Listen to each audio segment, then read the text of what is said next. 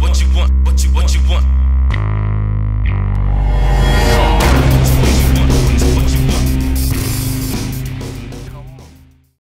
Hello, my name is Pastor Nate, and today we're going to be going over a few of the rules and regulations of E.D.G.E. Hello, Pastor Nate. I have heard that you've got some pretty good rules for your youth group there.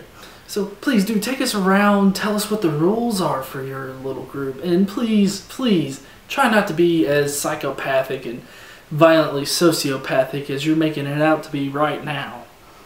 Here at E.D.G.E, we do not allow any drugs, alcohol, or weapons. For example, this weapon right here, entirely inappropriate. Yeah, I would have to agree that's entirely inappropriate for our church, especially for a religion that's supposed to be known for its quote-unquote love and acceptance, well, except if you're, atheist or homosexual. I do have to say that your choice of weapon, though, for this demonstration is very telling, because you really remind me of somebody in particular. It's sharp and cruel. Now, most violent sociopaths or psychopaths choose a knife because it resembles their penis. And usually the act of murdering somebody, stabbing them repeatedly, is like penetration during sex. So I'm kind of wondering if this little video is actually going to give us some hints into why you might have chosen this violent instrument of death. Oh hey! I didn't even see you there. Rule number 2. Don't disrespect or talk back to your leaders at any time. Yeah, I would have to agree that, showing respect to those that manage an organization is probably a good idea. But I wouldn't use such a broad of a statement as you used here. There are some situations where you might want to disrespect them, or what might be perceived as disrespect. And honestly, I'm afraid to even ask what would happen if I were to disrespect somebody. Hey Kylie, how are you today? Shut up!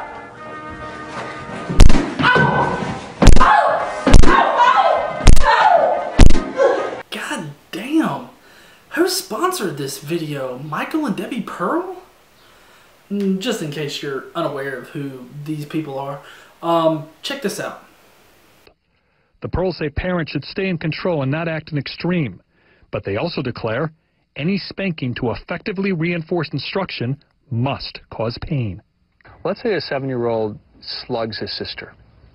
A 7-year-old would get 10 or 15 licks, and it would be a formal thing. In other words, you maintain your patient air, you explain to him that what he's done is violent, and that that's not acceptable in society, and it's not acceptable in our home. Then I would take him somewhere, like into his bedroom, and I would tell him I'm going to give him 15 licks. With what? Probably a belt. A kid that big, a boy, I'd probably use a belt. It'd be handy. I might use a wooden spoon or a piece of like plumbing supply line, a 1/4 inch in diameter, flexible enough to roll up. Yeah, they're the people that wrote To Train Up a Child. And they tell you to take a pipe about a 1/4 inch in diameter and beat your children with them in order to teach them something. Because, it's always a good idea to teach a small child not to hit with violence. I really think that you need to just sit there, take a minute, and realize that even Michael Pearl would be like, dude, back off. Let it go, can't hold back anymore. Let it go. Ah, hey, you get that back. Now it's mine.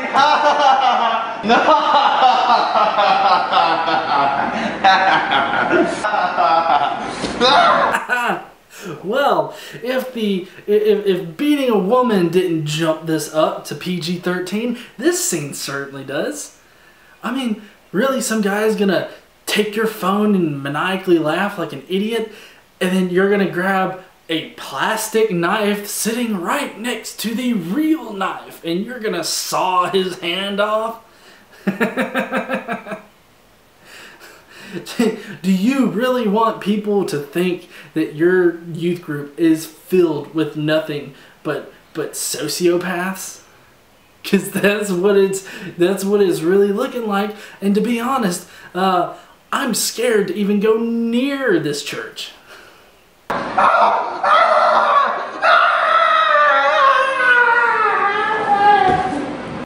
Quit your whining. That's just a flesh wound. One more thing you want to keep in mind here at E.D.G.E is no pairing off. No guys and girls alone. Kissy kissy, displays of affection, you know what I mean. If you have any questions, ask your minister. Whoa, could you back off on the creepy just a tad bit? Because right there at that last part where you say, speak to your minister, it really looks like you're wanting people to come to you or the actual pastor of the church and start talking about their sexual fantasies and urges. And let's go to Maxima Mea Culpa right now and see how that works out. A priest who had an affair with this 12, 13-year-old girl brought to one of their encounters what he said was a consecrated host. And he touched it to her vagina. And he said, this is how God loves you. And then he raped her. It doesn't work out so well now, does it? How about you stop sounding like some kind of sexual predator in charge of a youth group? And you start actually just laying out the rules without trying to be funny, because you're failing horribly at this point. Also, what grade are you in? Like third, fourth? Kissy kissy? You really just can't say kiss?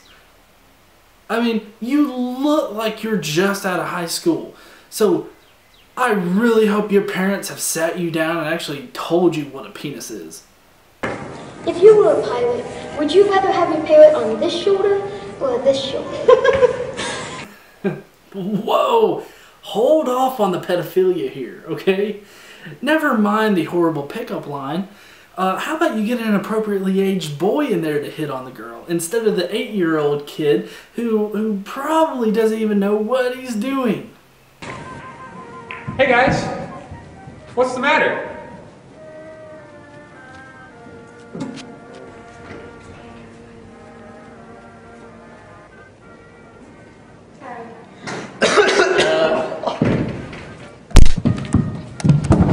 Okay, so there are a few problems with this. Let's start with first, you get physically sick from normal sexual innuendos and the thoughts of normal sexual intercourse. That's a pretty big indicator of a sadomasochist. Somebody that likes to cause pain, and in that, he gets off himself. He gets sexual gratification from causing pain to others. You actually wouldn't stone the boy, you would probably stone the girl. For one thing, I didn't hear her call out or anything like that, so obviously she needs to die. My, what have we here? Do you realize that a small child could have choked on this? One more thing here, E.D.G.E. Make sure and throw your trash away. How fucking small are these children that you're letting run around this place? To be honest, if I were to have my kid there for some odd reason, I wouldn't let him out of arm's length from me. He'd be sticking right to my side because apparently one wrong move and you get an arm sliced off.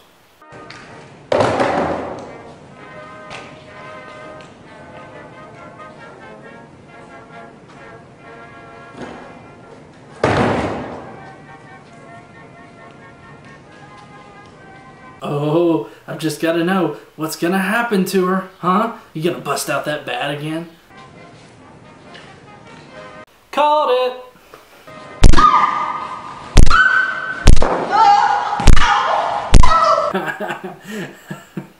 I do have to say that this particular video has now upgraded to a snuff film. I really can't predict how crazy it's going to get after this point, because I mean, this is the second time you've beaten a woman in your video, in your youth video. It can only, I don't see how it can go uphill from here, dude. Make sure adults know where you are at all times. It's not their responsibility to track you down. You know what I'm saying? What the fuck's up with the ukulele? That's just adding to your creepiness. Them's the rules, folks. Obey or you can't stay. I'm off to go play some baseball. Have a good one. What this happy little psychopath isn't telling you is that he's playing baseball with human heads. And they're probably heads of his victims that have broken his little rules.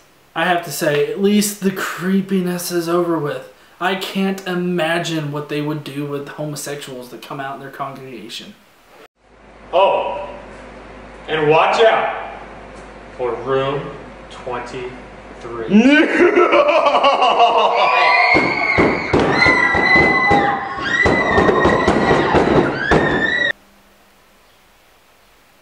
Please do like, comment, subscribe, and share this video with your friends.